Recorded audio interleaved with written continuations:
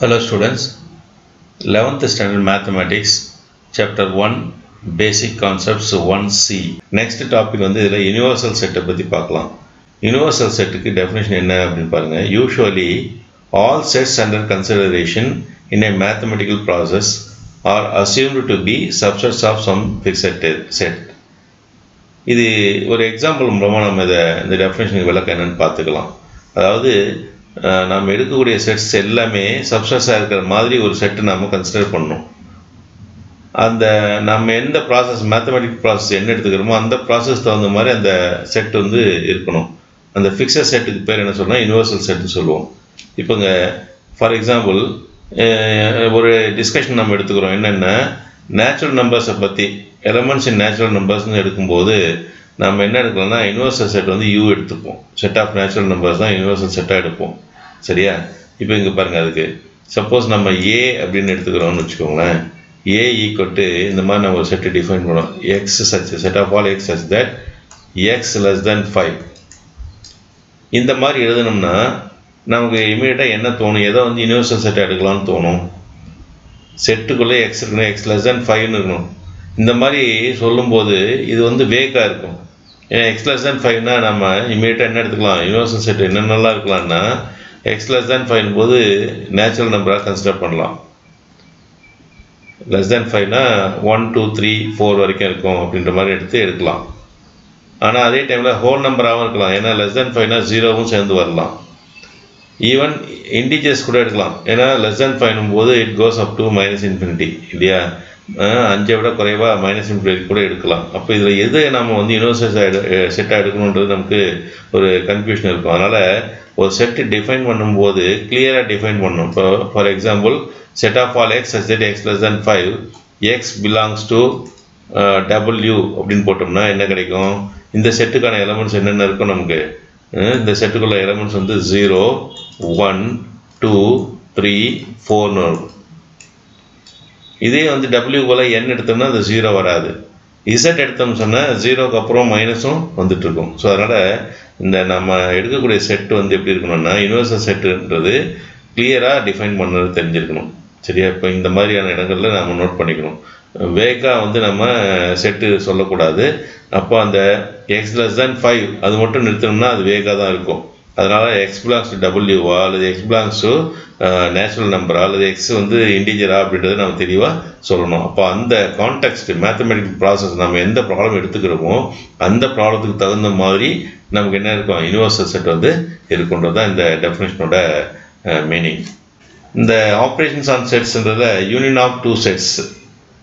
So first வந்து நம்ம ஆப்ரேஷனில் யூனியன் ஆஃப் டூ செட்ஸ் எடுத்துருக்கோம். The union of two sets A and B is denoted by A union B and is defined as A union B equal to set of all x such that x belongs to A or x belongs to B. So இப்போ இங்கே union of two sets அப்படின்றது வந்து எப்படி define பண்ணுறோன்னா எக்ஸ்ன்ற element ஏ இந்த settle இருக்கணும். ஆர்னா அல்லது இல்லையா, ஏவில் இருக்கணும் அல்லது எக்ஸ் பிலாங்ஸ் டு பி. சரியா? இந்த மீனிங் தான் வந்துடும். ஏவில் இருக்கணும் இல்லை பியில் இருக்கணும். ஸோ இது ஏ யூனியன் பியை எப்படி டிஃபைன் பண்ணால் ஏ யூனியன் பி, இந்த சிம்பிள் வந்து யூனியன் அப்படின்னு சொல்கிறோம். ஏ யூனியன் பி. ஸோ அப்போ ஏவில் இருக்க எலமெண்ட்டையும் பியில் இருக்க எலமெண்ட்டையும் நம்ம என்ன செய்யணும், கம்பைன் பண்ணி எழுதணும். அந்த எலமெண்ட் வந்து ஒன்று ஏவில் இருக்கணும் இல்லைன்னா எதில் இருக்கணும், பியில் இருக்கணும். அந்த மாதிரி ஏவில் இருந்தாலும் சரி பியில் இருந்தாலும் சரி ரெண்டையும் கம்பைன் பண்ணி நம்ம எழுதணும். இந்த இடத்துல கம்பைன் பண்ணி எழுதும்போது நம்ம என்ன ஞாபகம் வரணும்னு சொன்னால், ஒரு எலமெண்ட்டு ரெப்படிஷனாக வருதுன்னு வச்சுக்கோங்களேன். அதை வந்து என்ன பண்ணணும், we have to list it only one time. அந்த பாயிண்ட் ஞாபகம் வச்சுக்கணும். சரியா? ஒரே எலமெண்ட்டு ஏன்னு இருக்குது பின்னு இருக்குன்னா எழுதும்போது ஏதாவது ஒரு செட்லேருந்து எழுதுனா போதும், ஒரு முறை எழுதுனா போதும். அந்த பாயிண்ட் நம்ம ஞாபகம் வச்சுக்கணும். இப்போ ஃபார் எக்ஸாம்பிள் இப்போ இந்த மாதிரி எடுத்துக்கலாம் பாருங்கள். ஏ ஈக்குவல் டு ஒரு செட்டு என்ன எடுத்துக்கிறோம், 1,2ன்னு எடுத்துக்கலாம். செட் பி அப்படின்றத என்ன எடுத்துக்கலாம்னா 2,3 அப்படின்னு எடுத்துப்போம். அப்போனா ஏ யூனியன் பி என்ன, A union B equal to, இப்போ முதல்ல ஏவில் இருக்க எலமெண்ட் அப்படி எழுதிடுங்க. ஏதாவது ஒரு செட்டில் இருக்க எலமெண்ட் அப்படி எழுதிட்டு அடுத்த செட்டில் எழுதும்போது மட்டும் பாருங்கள் 1 2 எழுதியாச்சு ஏவில் இருக்கிறது. இப்போ பியில் இருக்கிறத கம்பைன் பண்ணணும். யூனியன்னா கம்பைன் பண்ணி எழுதுகிறோம். இப்போ 2 எகைன் வருது, ஏற்கனவே 2 வந்தாச்சு, அப்போ அது எழுத வேண்டியதில்லை. அடுத்து பிலேருந்து எந்த எலிமெண்ட் எழுதினா போதும், 3 எழுதினா போதும், அவ்வளோதான். ஸோ அப்போது ஏன்ற செட்டையும் பின்ற செட்டையும் நம்ம யூனியன் கண்டுபிடிக்கும் போது ஏன்ற செட்டில் இருக்க எலிமெண்ட் அப்படி எழுதிருங்க. எழுதிட்டு பியில் இருக்க எலிமெண்ட்டை கம்பைன் பண்ணணும். கம்பைன் பண்ணும்போது ஏற்கனவே இப்போ பார்த்தீங்கன்னா 2 வந்து ஏவில் வந்துடுச்சு, அதனால் மறுபடியும் திரும்ப அதை எழுத வேண்டிய அவசியம் கிடையாது. தான் ஏ யூனியன் பின்னு சொல்கிறோம். சரியா? இப்போ இந்த மாதிரியான இது பார்க்கணும். அடுத்தது இந்த இதெல்லாம் வந்து நோட்டில் கொடுத்துக்கிறது எல்லாமே ரொம்ப இம்பார்ட்டண்ட் ரிசல்ட்ஸு. நம்ம ப்ராப்ளம் ஒர்க் அவுட் பண்ணும்போது நமக்கு ரொம்ப தேவைப்படக்கூடிய results. A union A equal to ஏன்னு சொல்கிறோம். இப்போ A union A equal to A. சரியா? இதுப்பா இந்த செட்லேருந்து நம்ம ஒவ்வொன்றையும் போட்டு நம்ம வெரிஃபை பண்ணால் கண்டுபிடிச்சிடலாம். ஏ யூனியன் ஏனா என்ன meaning? A union A equal to பாருங்கள், ஏ 1,2 யூனியன் எகைன் 1,2. நம்ம எப்படி யூனியன் கண்டுபிடிப்போம், என்ன செய்வோம், ஃபஸ்ட்டு வந்து 1,2 எழுதிடுவோம். மறுபடியும் அடுத்தது இந்த செட்டுக்கு போகும்போது ஏற்கனவே வந்த எலிமெண்ட் வந்திருந்தால் அதை எழுதக்கூடாதுன்னு சொல்லியிருக்கோம் இல்லையா? அப்போ இங்கே 1 ஏற்கனவே வந்துருச்சு, 2 ஏற்கனவே வந்துருச்சு, அப்போ இது மட்டும் தான் இருக்கும். இது பார்த்தா 1,2 எதுக்கு ஈக்குவல் டு ஏவுக்கு ஈக்குவல். ஸோ இந்த மாதிரி நம்ம ஒவ்வொன்றையும் வெரிஃபை பண்ணிக்கலாம். அதே மாதிரி ஏ கூட நல் செட்டை யூனியன் பண்ணணும்னு வச்சுக்கோங்க. ஏவுக்கும் நல் செட்டுக்கும் யூனியன் கண்டுபிடிச்சா அது ஏவுக்கு ஈக்குவலாக இருக்கும். அடுத்தது ஏ கூட யூனிவர்சல் செட்டுக்கு யூனியன் கண்டுபிடிச்சோம்னா யூனிவர்சல் செட் தான் இருக்கும். சரியா? ஏன்னா யூனிவர்சல் செட்டு தான் பெருசு இல்லையா, சூப்பர் செட்டு. ஏன்றது வந்து அதனுடைய சப்செட்டு. ஸோ அப்போ யூனிவர்சல் செட்டுக்கும் ஏவுக்கும் நம்ம யூனியன் கண்டுபிடிக்கும் போது யூனிவர்சல் செட் கிடைக்கும். Where A is any subset of universal செட்னு சொல்லியிருக்காங்க. நெக்ஸ்ட் பாருங்கள், இதெல்லாம் ரொம்ப important result. A is subset of A union B. இந்த வென் டயக்ராம் போட்டுருக்க பாருங்கள். இது வந்து இந்த ஏன்ற சர்க்கிள், இது பின்ற சர்க்கிள். இந்த ஏ அப்படின்னக்கூடிய இந்த பார்ட் இருக்கு இல்லையா, இந்த சர்க்கிளோட இந்த பார்ட் ஏ எதோட சப்செட்டு? ஏ யூனியன் பின்னு இது ஃபுல்லாக. அப்போ இந்த ஏ மட்டும் வந்து எதுக்கு சப்செட்டாக இருக்கும்? ஏ யூனியன் பிக்கு சப்செட்டாக இருக்கும். அதே மாதிரி பி இந்த சர்க்கிள் எடுத்தோம்னா இந்த பி வந்து நம்ம எடுக்கும்போது இந்த பாருங்கள், இந்த பி இதானே இந்த சர்க்கிள், இந்த பின்ற சர்க்கிள் வந்து ஏ யூனியன் பிக்கு எப்படி இருக்கும்? சப்செட்டாக இருக்கும். அதாவது B is a subset of A union B.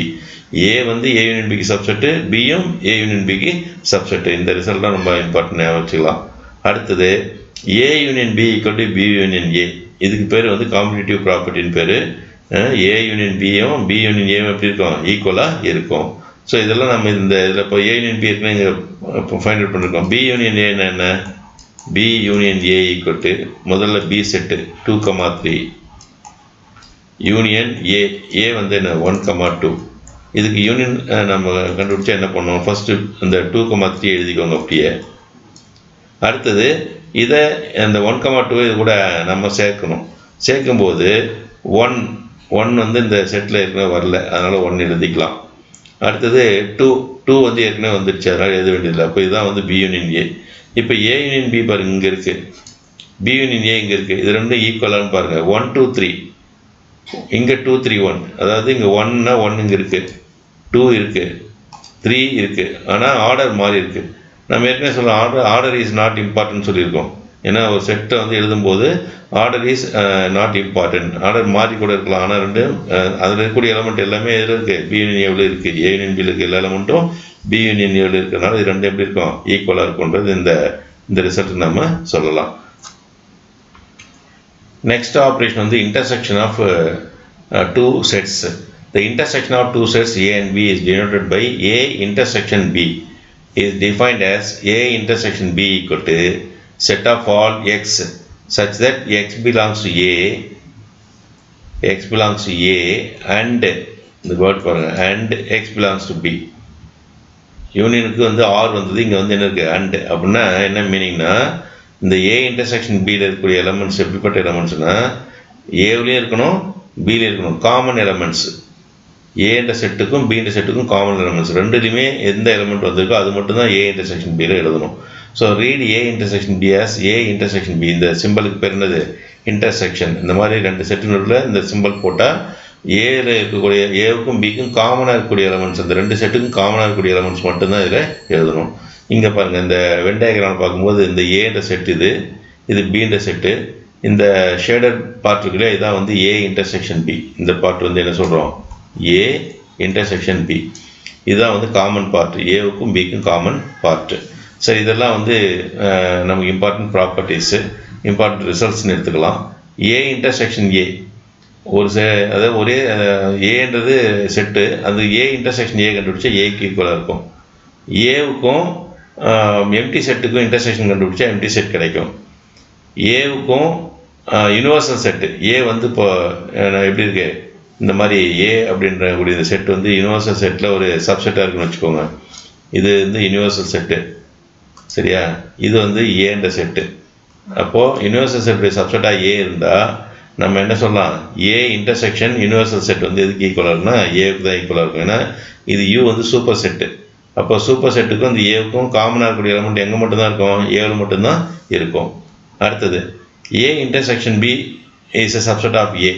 இது பாருங்கள், இதுதானே ஏ இன்டர்செக்ஷன் பி. இந்த ஏ இன்டர்செக்ஷன் பி எதுக்குள்ளே இருக்குது, ஏவுக்குள்ளே இருக்குது. அதனால் இந்த ஏ இன்டர்செக்ஷன் பி எதுக்கு சப்செட்டாக இருக்கும், ஏவுக்கு சப்செட்டாக இருக்கும். அதே மாதிரி இந்த ஏ இன்டர்செக்ஷன் பி பிக்குள்ளவும் இருக்குது. அப்போ என்ன சொல்லலாம்னா ஏ இன்டர்செக்ஷன் பி எதோட சப்செட்னு சொல்லலாம், பியோட சப்செட்னு சொல்லலாம். இது ரொம்ப இம்பார்ட்டன்ட் பார்த்துக்கோங்க. இப்போது அடுத்தது A intersection B equal to B intersection A. இது வந்து எப்படி யூனியன் வந்து காம்படேட்டிவ்னு சொன்னோமோ அதே மாதிரி இன்டர்செக்ஷன் ஆஃப் டூ செட்ஸும் என்னவாக இருக்கும், காம்படேட்டிவாக இருக்கும். ஏ இன்டர்செக்ஷன் பின்னு எழுதினாலும் பி இன்டர்செக்ஷன் ஏ எழுதினாலும் ரெண்டு ஈக்குவல் தான். இப்போ பாருங்கள், ஒரு எக்ஸாம்பிள் மூலம் பார்க்கலாம் பாருங்கள். இப்போ ஏ ஏற்கனவே எடுத்து என்ன எடுத்துருக்கோம், ஏ ஈக்குவல் டு 1,2ன்னு எடுத்துருக்கோம் இல்லையா? அடுத்தது பின்ற செட்டை நம்ம 2,3ன்னு எடுத்தோம். அந்த மாதிரி எடுத்துக்கிட்டா இந்த ஏ இன்டர்செக்ஷன் பி கண்டுபிடிக்கும் போது ஏ இன்டர்செக்ஷன் பி அப்படின்னா எப்படி இருக்கணும்னு சொன்னோம், ஏவிலையும் இருக்கணும் அந்த எலமெண்ட்டு, அதே மாதிரி பிலையும் இருக்கணும். அந்த மாதிரி எலமெண்ட் எது மட்டும்தான், 2 மட்டும்தான். அப்போ இந்த ஏ இன்டர்செக்ஷன் பியில் எது மட்டும்தான் வரும், இந்த 2 மட்டும்தான் வரும். ஸோ அப்போ ஏ இன்டர்செக்ஷன் பின்னா அந்த எலமெண்ட் வந்து ரெண்டு செட்லேயுமே இருக்கணும். அப்போ ரெண்டு செட்லையும் இருக்கக்கூடிய இந்த எக்ஸாம்பிளில் ரெண்டு செட்லையும் இருக்கிற எலமெண்ட் எது, 2. அந்த 2 மட்டும் தான் ஏ இன்டர்செக்ஷன் பியில் இருக்கும். சரியா? இந்த கான்செப்டும் ரொம்ப முக்கியம். இந்த இம்பார்ட்டன்ட் நோட்னு ஒன்று கொடுத்துருக்கும் பாருங்கள். இது வந்து ஏற்கனவே யூனியனில் சொன்னதையும் இன்டர்செக்ஷன் சொன்னதையும் கம்பைன் பண்ணி இங்கே எழுதியிருக்கோம். ஆக்சுவலாக என்ன சொல்லியிருக்கோன்னா யூனியனில் A is a subset of A union பின்னு சொல்லியிருப்போம். இந்த பார்ட் வந்து யூனியனில் சொல்லியிருக்கோம். இப்போ இங்கே இந்த இடத்துல என்ன சொல்லியிருக்கோம்னா A intersection B is a subset of ஏன்னு சொல்லியிருக்கோம். அது ரெண்டையும் கம்பைன் பண்ணோம்னா ஏ இன்டர்செக்ஷன் பின்றது ஏவோட சப்செட்டு, ஏ இன்டர்செக்ஷன் பி ஏவோட சப்செட்டு, ஏ வந்து ஏ யூனியன் பியோட சப்செட்டு. அதே மாதிரி ஏ இன்டர்செக்ஷன் பி பியோட சப்செட்டு. இந்த இந்த இந்த இதுலேருந்து நமக்கு கொடுத்துக்கிறது என்ன, ஏ இன்டர்செக்ஷன் பி வந்து பியோட சப்செட் சொல்லியிருக்காங்க. ஏற்கனவே நம்ம பின்றது ஏ யூனியன் பியோட சப்செட்னு சொல்லியிருக்கோம். அது ரெண்டையும் கம்பைன் பண்ணி எழுதலாம். அப்படி பார்க்கும்போது இந்த இன்டர்செக்ஷன் கண்டுபிடிக்கிற செட் வந்து ஸ்மாலர் செட்டாக இருக்கும். சரியா? அடுத்தது வந்து யூனியன் கண்டுபிடிக்கிறது வந்து பிகர் செட்டாக இருக்கும், பெரிய செட்டாக இருக்கும். இப்போ பார்த்துக்கணும், ஏ இன்டர்செக்ஷன் பி தான் சின்ன செட்டு. அது எதுக்குள்ளே இருக்குது, ஏவுக்குள்ளே இருக்குது. அது அந்த ஏ வந்து எதுக்குள்ளே இருக்குன்னா யூனியனில் இருக்குது. அப்போ டைரெக்டாக என்ன சொல்லலாம்னா ஏ இன்டர்செக்ஷன் பி எதோட சப்செட்டு, ஏ யூனியன் பியோட சப்செட்னு சொல்லலாம். சரியா? ஏ இன்டர்செக்ஷன் பின்றது இருக்கிறதுல ஸ்மாலர் செட் எது, ஏ இன்டர்செக்ஷன் பி. அது எதுக்குள்ளே இருக்குது, ஏ யூனியன் பிக்குள்ளே இருக்குது அப்படின்னு கூட நம்ம சொல்லலாம் கம்பைன் பண்ணி. அப்போ இது ரெண்டையும் டைரெக்டாக கம்பைன் பண்ணி சொல்ல முடியும். ஸோ இதுலேருந்து A intersection B is a subset of என்ன சொல்லலாம், ஏ யூனியன் பி அப்படின்னு சொல்லலாம். இப்போ ஒரு செட்டுக்கு இன்டர்செக்ஷன் கண்டுபிடிச்சா அது ஸ்மாலராக இருக்கும், யூனியன் கண்டுபிடிச்சா பிக்கராக இருக்கும். இந்த ஒரு கான்செப்ட் நம்ம மைண்டில் ஃபிக்ஸ் பண்ணிக்கணும். நெக்ஸ்ட் வந்து டிஸ்ஜாயிண்ட் செட்ஸ் அப்படின்னு பார்க்குறோம். Two sets A and B are said to be disjoint if they do not have common elements. So common element இல்லைன்னா ரெண்டு செட்டுக்கு, அந்த ரெண்டு செட்டுக்கு என்ன பேர், disjoint sets. That is, if A and B are disjoint sets, then A intersection B equal to empty set or null set. So இப்போ இந்த மாதிரி எக்ஸாம்பிள் பார்த்துக்கலாம். A equal to நம்ம 1, 2ன்னு எடுத்துக்கோங்களேன், சும்மா சிம்பிள் செட்டாகவே. அடுத்து பி வந்து என்ன எடுத்துக்கணும்னா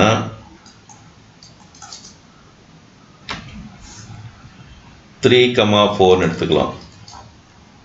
அப்போ இந்த ரெண்டுலேயும் ஏ இன்டர்செக்ஷன் பி வேணும்னா என்ன பண்ணணும், ஏவுக்கும் பிக்கும் காமனாக இருக்கக்கூடிய எலமெண்ட்டு ரெண்டு செட்லேயும் இருக்கிற எலமெண்ட்டை தான் நம்ம காயின் பண்ணணும். அப்படி பார்த்தோன்னா இங்கே 1 இருக்குது, 2 இருக்குது. 1, 2 ரெண்டுமே பியில் இல்லை. பியில் இருக்கக்கூடிய 3, 4 ரெண்டுமே இல்லை, ஏவில் இல்லை. அப்போ ரெண்டுலேயும் காமனாக எலமெண்ட் எதுவுமே இல்லைன்றனால ஏ இன்டர்செக்ஷன் பி எதுக்கு ஈக்குவல், எம்டி செட்டுக்கு ஈக்குவல். அப்படின்னா இந்த ரெண்டு செட்டுக்கு நம்ம என்ன சொல்லுவோம், ஏன்றதும் பின்றதும் என்ன செட்டு, டிஸ்ஜாயிண்ட் செட்டு. அதுதான் இந்த வென் டயக்ராமில் மார்க் பண்ணி காமிச்சிருக்கு பாருங்கள். ஏ தனியாக இருக்குது, பி தனியாக இருக்குது, ரெண்டும் இன்டர்செக்ஷன் ஆகலை. இந்த மாதிரி வந்ததுன்னா அதுக்கு என்ன பேர்? டிஸ்ஜாயிண்ட் செட்ஸ்ன்னு பேர். சாரி, இப்போ வந்து பி அப்படின்றது ஏவோட சப்செட்டாக இருந்ததுன்னா நமக்கு இந்த இது வந்து ரிசல்ட் நாம் ஞாபகம் வச்சுக்கணும். ஏன்னா சில ப்ராப்ளங்களில் இந்த மாதிரியான ரிசல்ட்ஸ் நமக்கு யூஸ்ஃபுல்லாக இருக்கும். இப்போ என்ன, இந்த Venn diagram showing the union and intersection of two sets. யூனியனை பற்றி படிச்சிருக்கோம், இன்டர்செக்ஷனை பற்றியும் படிச்சிருக்கோம். இப்போ பின்ற சப்செட், பின்ற செட் வந்து ஏவுக்கு சப்செட்டாக இருக்கும்போது டயக்ராம் எப்படி இருக்கும்? இது ஏ வந்து சூப்பர் செட்டு, இந்த இது மாதிரி கண்டெய்னர் இருக்கும்போது எது இந்த சிம்பிள் போதிலே இதுதான் வந்து பெரிய செட்டு. அப்போ ஏ வந்து மேலே வரணும், பி வந்து அதுக்கு உள்ளே இருக்குது சப்செட்டாக. இப்போ இந்த இது ஏ யூனியன் பி வேணும்னா என்ன பண்ணணும்? இப்போ இந்த எல்லோவில் போட்டிருக்கோம் இல்லையா, அந்த இது வந்து பாருங்கள், ஏ பியும் ஏவும் சேர்த்து எழுதுறோம். இப்போ ஏவும் பியும் சேர்த்து எழுதும் போது கம்ப்ளீட்டாக எதுக்கு ஈக்குவலாக இருக்கும்? அது வந்து பெரிய செட்டு ஏவுக்கு ஈக்குவலாக இருக்கும். இன்டர்செக்ஷன்னா காமனாக இருக்கிறது, காமனாக இருக்கும்போது ஏவுக்குள்ளே சப்செட் பி, அப்போ பிக்குள்ளே இருக்கிற ஏரியா மட்டும்தான் வந்து இன்டர்செக்ஷனில் வரும். சரியா? ஏவுக்கும் பிக்கும் காமன்னும் போது எந்த பார்ட் மட்டும்? பி மட்டும்தான். அதனால் இங்கே பி மட்டும் என்ன பண்ணியிருக்கோம்? ஷேர் பண்ணியிருக்கோம். ஷேடட் ரீஜன் வந்து என்னது? A intersection B equal to B. A union B வந்து ஏ, எந்த சப்செட் இருக்கும்போது எது சூப்பர் செட்டு? ஏ தான் வந்து சூப்பர் செட்டு. இது நல்லா பார்த்துக்கணும். சரியா? இந்த மாதிரி ரிசல்ட் வந்து நம்ம அடிக்கடி யூஸ் பண்ணுவோம், பார்த்துக்கோங்க. Complement of a set.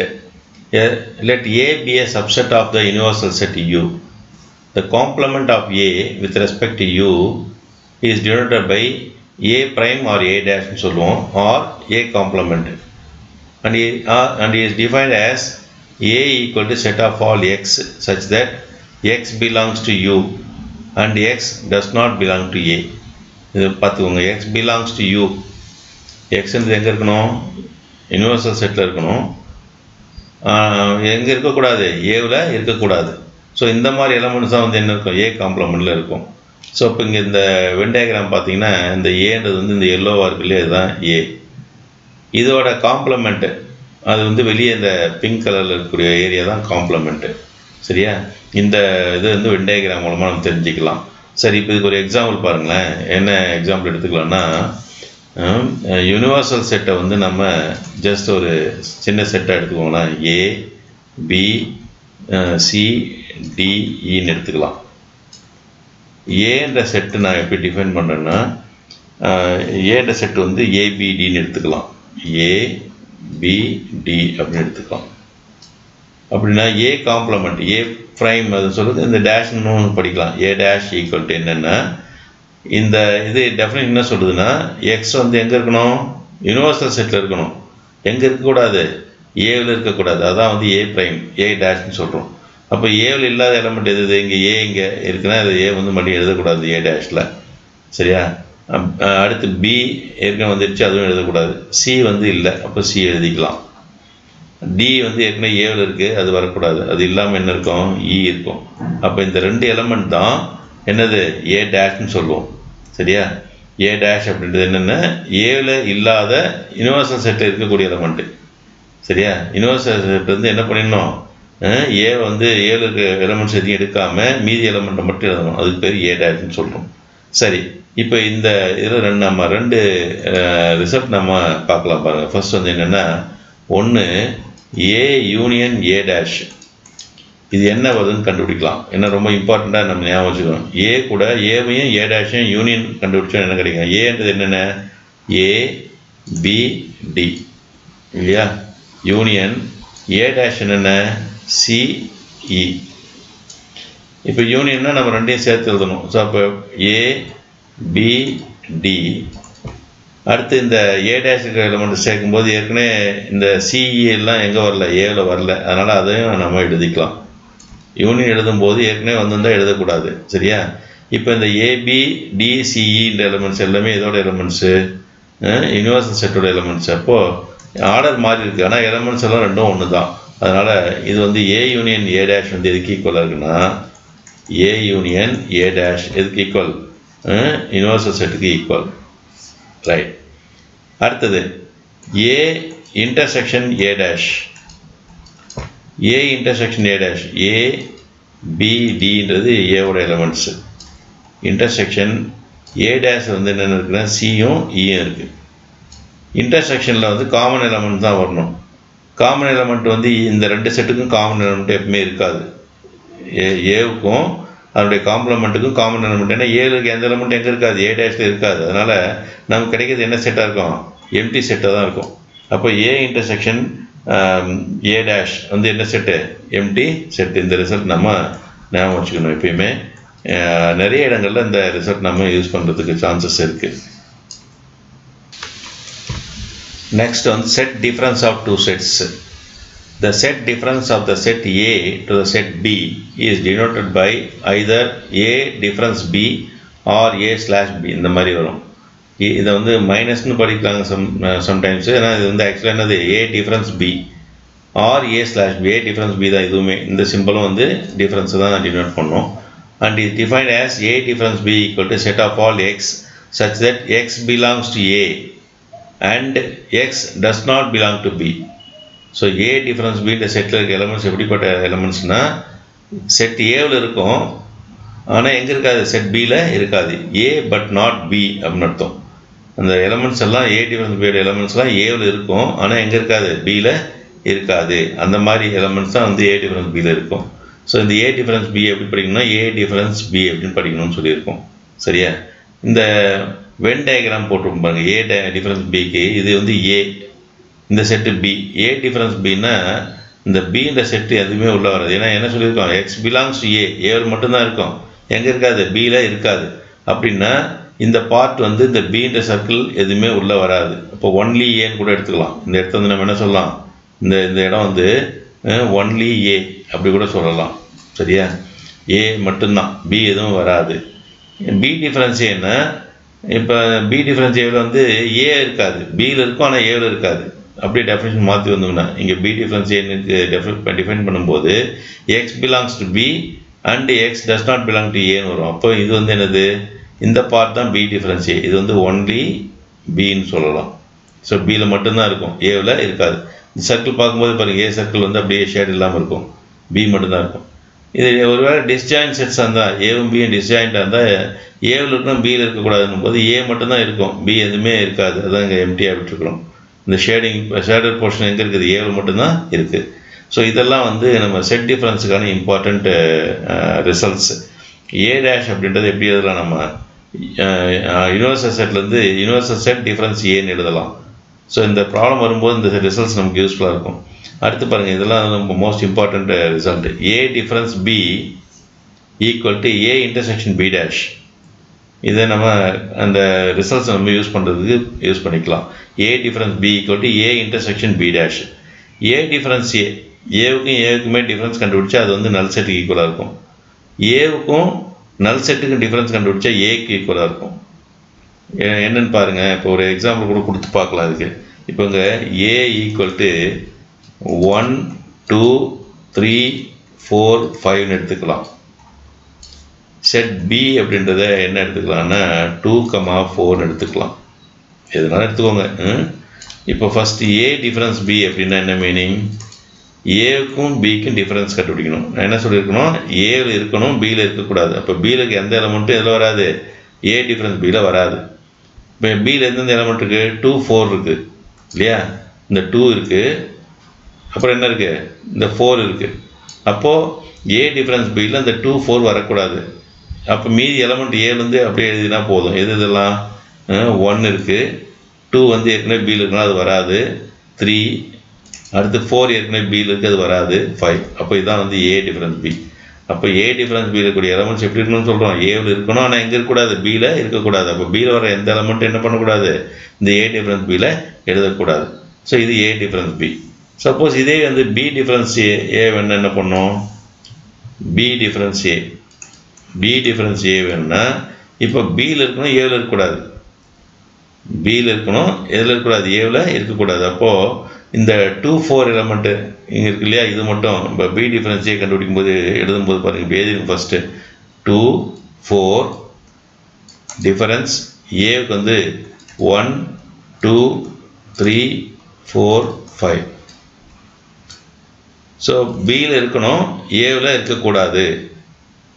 இப்போ அந்த மாதிரி எலமெண்ட் பாருங்கள், பியிலேருந்து ஏவில் இல்லை இருக்கக்கூடாதுன்னா இங்கே 2 வந்து ஏவில் இருக்குது பியில் இருக்குது இல்லையா, அப்போது இந்த எலமெண்ட் எழுதக்கூடாது. 4 வந்து பியில் இருக்குது ஏவிலையும் இருக்குது, அப்போ அதையும் எழுதக்கூடாது. அப்படின்னா இந்த பி டிஃபரன்ஸ் என்னவாக தான் இருக்கும், ஏன்னா பியில் இருக்க எல்லா எலமெண்ட்டும் எங்கே இருக்குது, ஏவிலையும் இருக்குது. அதனால் நம்ம பி டிஃப்ரென்ஸ் ஏ எழுதணும்னா பியில் இருக்கணும், ஏவில் இருக்கக்கூடாதுன்னு சொல்கிறோம். ஆனால் இந்த 2 and 4 வந்து பியில் இருக்குது, ஏவில் இருக்குது. அப்போது இந்த டிஃப்ரென்ஸ் செட் வந்து என்ன இருக்கும், எம்டி செட்டாக இருக்கும். அடுத்து இந்த இது பாருங்கள், A difference empty set. A difference empty செட்னா இப்போ இங்கே எம்டி செட்டில் எந்த எலமெண்ட்டுமே இல்லை. அப்போ ஏவில் எலமெண்ட் அப்படியே வந்துடும். அதுதான் ஏ டிஃப்ரென்ஸ் ஏன்னு சொல்கிறோம். சரியா? இந்த எம்டி செட்டில் எதனா எலமெண்ட் இருந்தால் தான் அது ஏவில் இந்த எலமெண்ட் இங்கே இருக்க செட்டில் இருக்க எலமெண்ட் எதாவது ஏவில் வந்திருக்கான்னு பார்த்து என்ன பண்ணுவோம், நம்ம இந்த செட்டில் 2வது செட்டில் வந்த எலமெண்ட் எதையும் எழுத மாட்டோம். ஆனால் 2வது செட்டாக வந்து எம்டி செட் வந்ததுனால எம்டி செட்டில் இந்த எலமெண்ட்டுமே இல்லைன்னா அப்படியே ஏவில் இருக்க எலமெண்ட் எல்லாம் ஃபுல்லாகவே அப்படியே வந்துடும். ஸோ இந்த ரிசல்ட்ஸ் நம்ம ஞாபகம் வச்சுக்கணும். அடுத்து ஏ டிஃப்ரென்ஸ் பியும் பி டிஃப்ரென்ஸ் ஏவும் ஈக்குவலாக இருந்ததுன்னா எந்த மாதிரி சூழ்நிலையில் மட்டும்னா ஏவும் பியும் ஈக்குவலாக இருந்தால் மட்டும்தான் இருக்கும். அந்த மாதிரி 2 செட்டும் ஏன்ற செட்டும் பி செட்டும் ஈக்குவல் செட்டாக இருந்தால் தான் ஏ டிஃப்ரென்ஸ் பியும் பி டிஃப்ரென்ஸ் ஏ எப்படி இருக்கும், ஈக்குவலாக இருக்கும். அதே மாதிரி A difference B equal to A and B difference A equal to B அப்படின்னா எப்போ மட்டும்தான் இருக்குன்னா அது டிஸ்ஜாயின்ட் செட்டாக இருந்தால் தான். ஏவும் பியும் டிஸ்ஜாயின்ட் செட், எதுக்கும் காமன் எலமெண்ட் ஏவுக்கும் பிக்கும் காமன் எலமெண்ட் இல்லைன்னா தான் இந்த மாதிரி ரிசல்ட்ஸ் வந்து நமக்கு வரும். ஸோ இதெல்லாம் வந்து நம்ம செட் டிஃப்ரென்ஸை பற்றிய முக்கியமான results. Symmetric difference of 2 sets. The symmetric difference between 2 sets A and B is denoted by இந்த ட்ரையாங்கிள் மாதிரி போட்டுக்கலையே, அதை வந்து எப்படி படிக்கணும்னா symmetric asymmetric difference B and is defined as asymmetric difference B equal to A difference B union B difference A. So இந்த diagram பாருங்கள், when டயக்ராமில் இது வந்து ஏன்ற செட்டு, இது பி செட்டு. இந்த பார்ட் வந்து ஏ டிஃப்ரென்ஸ் பி, இந்த பார்ட் வந்து பி டிஃப்ரென்ஸ் ஏ. இது வந்து A intersection B is common to both A and B. இப்படி தான் இருக்குது இந்த வென் டயக்ராமில். இப்போ நம்ம என்ன சொல்கிறோம்னா சிமெட்ரிக் டிஃப்ரென்ஸ் வேணும்னா இந்த ஏ டிஃப்ரென்ஸ் பி, அதாவது ஒன்லி ஏன்னு சொன்னோம் இல்லையா முன்ன டயக்ராமில், அந்த ஒன்லி ஏன்ற பார்ட்டையும் பி டிஃப்ரென்ஸ் ஏ ஒன்லி பின்ற பார்ட்டையும் ரெண்டுக்கும் யூனியன் கண்டுபிடிச்சா அது எதுக்கு ஈக்குவலாக இருக்குன்னா சிமெட்ரிக் டிஃப்ரென்ஸ் ஆஃப் 2 செட்ஸுக்கு ஈக்குவலாக இருக்கும். ஸோ அப்போ இங்கே ஃபார் எக்ஸாம்பிள் பாருங்களேன், இப்போ இந்த ஏரியா இருக்குது இல்லையா, இந்த ஏரியா தான் வந்து என்ன ஏ டிஃப்ரென்ஸ் பின்னு சொல்கிறோம். இந்த பார்ட் வந்து ஏ டிஃப்ரென்ஸ் பி. சரியா? இந்த பார்ட்டு பி டிஃப்ரென்ஸ் ஏ, இந்த பார்ட் வந்து பி டிஃப்ரென்ஸ் ஏ. இந்த ஷேர் பண்ணியிருக்கக்கூடிய 2 பார்ட்டோட யூனியன் தான் வந்து என்ன symmetric difference A, symmetric difference பின்னு சொல்கிறோம். ஸோ இது இன்னொரு மாதிரியும் சொல்லலாம் பாருங்கள். The elements of symmetric difference B are the elements of A union B which are not in A intersection B. இப்போ இந்த பார்ட்டை நம்ம ஷேர் பண்ண பார்ட்டில் எது மட்டும் ஷேர் பண்ணல, A intersection B மட்டும் ஷேர் பண்ணல, மொத்தத்தையும் சேர்த்தோம்னா A யூனியன் B. அது இந்த ஷேர் பண்ண பார்ட்டு இந்த A intersection B அப்புறம் வந்து இந்த B difference A இதெல்லாம் சேர்ந்ததுன்னா என்ன A யூனியன் B. இந்த ஏ யூனியன் பியில் எது மட்டும் இல்லை, ஏ இன்டர்செக்ஷன் பியில் இருக்கிற எலமெண்ட்ஸ் இல்லை. அப்போ எப்படி அதை இந்த மாதிரி டிஃபைன் பண்ணலான்னா A symmetric difference B equal to A union B, set A union பிலேருந்து difference set A intersection B. A union பின்ற செட் இருக்கிற எலமெண்ட்லேருந்து என்ன பண்ணால் செட் டிஃபரன்ஸ் கண்டுபிடிக்கணும். எதுக்கு ஏ யூனியன் பிக்கும் ஏ இன்டர்செக்ஷன் பிக்கு செட் டிஃபரன்ஸ் கண்டுபிடிச்சா அது எதுக்கு ஈக்குவலாக இருக்கும், ஏ சிமெட்ரிக் டிஃபரன்ஸ் பிக்கு ஈக்குவலாக இருக்கும். புரியுது இல்லையா? பார்க்கும்போது தெரியும் பாருங்கள், இந்த ஏன்ற சர்க்கிளையும் பி சர்க்கிளும் ரெண்டும் சேர்த்தா ஏ யூனியன் பி. அதில் எந்த பார்ட் மட்டும் நம்ம ஷேர் பண்ணல, ஏ இன்டர்செக்ஷன் பி மட்டும் ஷேர் பண்ணல. அப்படின்னா ஏ யூனியன் பின்ற செட்லேருந்து ஏ இன்டர்செக்ஷன் பி செட்டில் இருக்கக்கூடிய எலமெண்ட்ஸை நம்ம டிஃப்ரென்ஸை கண்டுபிடிச்சோம்னா அது என்னவாக இருக்கும், அதுவும் ஏ சிமெட்ரிக் டிஃபரன்ஸ் பிக்கு ஈக்குவலாக இருக்கும். சரி, இப்போ இந்த ரிசல்ட்ஸை நம்ம வந்து ஒரு எக்ஸாம்பிள் மூலம் வெரிஃபை பண்ணி பார்க்கலாம். செட் ஏ வந்து என்ன எடுத்துக்கலாம் அப்படின்னா 1 2 3 4 5 எடுத்துக்கோங்க. 1 2 3 4 5. அடுத்து செட் பிஏ எப்படி எடுத்துக்கலாம் அப்படின்னா இதில் ஏதாச்சும் எலமெண்ட்ஸு 2 4 அப்படி மட்டும் ஏற்கனவே எடுத்த அதே சிம்பிள் எக்ஸாம்பிள் இதனால நீங்கள் எடுத்துக்கலாம். இப்போ ஏ டிஃபரன்ஸ் பி நம்ம ஏற்கனவே ஃபைண்ட் அவுட் பண்ணோம். என்ன ஏ டிஃபரன்ஸ் பின்னா ஏவில் இருக்கணும் 1 2 3 4 5 டிஃபரன்ஸ் பி 2, 4. அப்போது அந்த எலமெண்ட் வந்து பியில் வந்த எலமெண்ட்ஸை வந்து ஏவிலேருந்து எடுத்துடணும்.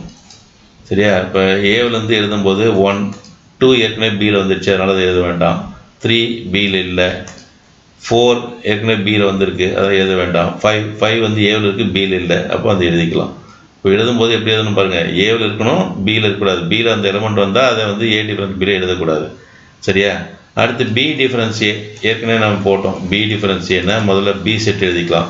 2,4 டிஃபரன்ஸ் ஏ. ஏ வந்து 1 2 3 4 5. இப்போ எப்படி பார்க்கணும், பியில் இருக்கணும், ஏவில் இருக்கக்கூடாது. இப்போ 2 வந்து பியில் இருக்குது, ஏவில் இருக்குது, அப்போ அது எழுதக்கூடாது.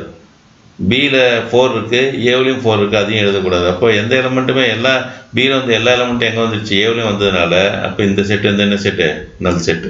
இது நம்ம ஏற்கனவே போட்டிருக்கிறோம். ஸோ அப்படின்னா A symmetric B, A symmetric difference B வந்து எப்படி எழுதணும், இது வந்து A difference B union B difference ஏன்னு சொல்கிறோம். இது ரெண்டுக்கும் யூனியன் கண்டுபிடிக்கணும். யூனியன்னா ஏவில் இந்த ஏ டிஃபரன்ஸ் பியில் இருக்க எலமெண்ட்டையும் பி டிஃபரன்ஸ் ஏ இருக்க எலமெண்ட்டையும் நம்ம கம்பைன் பண்ணி எழுதணும். இப்போ ஏ டிஃபரன்ஸ் பியில் 1 3 5 இருக்குது, அது அப்படி எழுதிடலாமா, 1, 3, 5 அப்படி எழுதிடலாம்.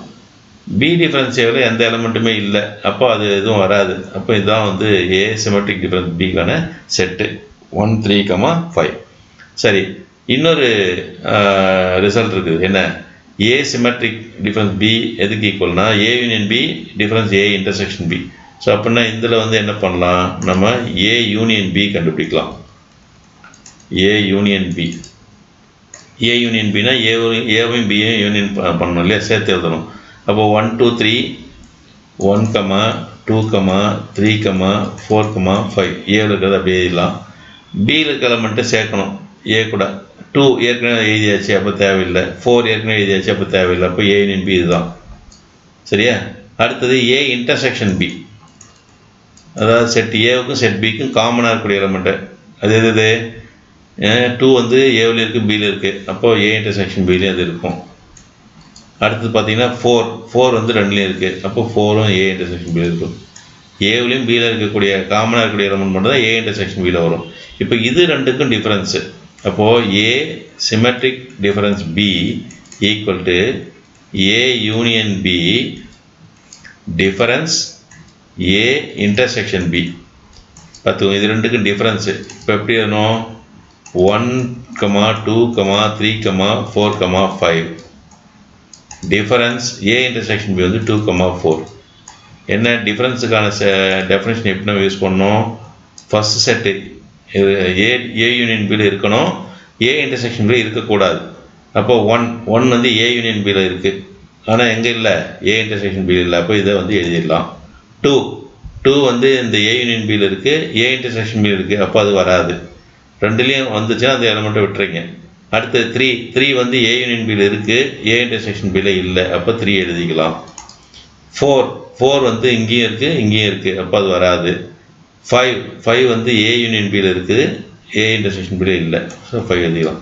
எப்பவுமே பார்த்துக்கோங்க, டிஃபரன்ஸ் கண்டுபிடிக்கும் ஃபஸ்ட் செட்டில் இருக்கணும், செகண்ட் செட்டில் இருக்கக்கூடாது. அந்த மாதிரி எலமெண்ட் தான் எழுதணும். சரியா? இப்போ 1 3 5 இப்போ பார்த்தீங்கன்னா ரெண்டுமே எப்படி இருக்கு, இந்த ஸ்டெப்பு இந்த ஸ்டெப் எப்படி இருக்குது, ஈக்குவலாக இருக்காக இந்த ரெண்டு ரிசல்ட்டுமே நமக்கு வந்து ஏ சிமெட்ரிக் டிஃபரன்ஸ் பி கண்டுபிடிக்க நம்ம யூஸ் பண்ணிக்கலாம்.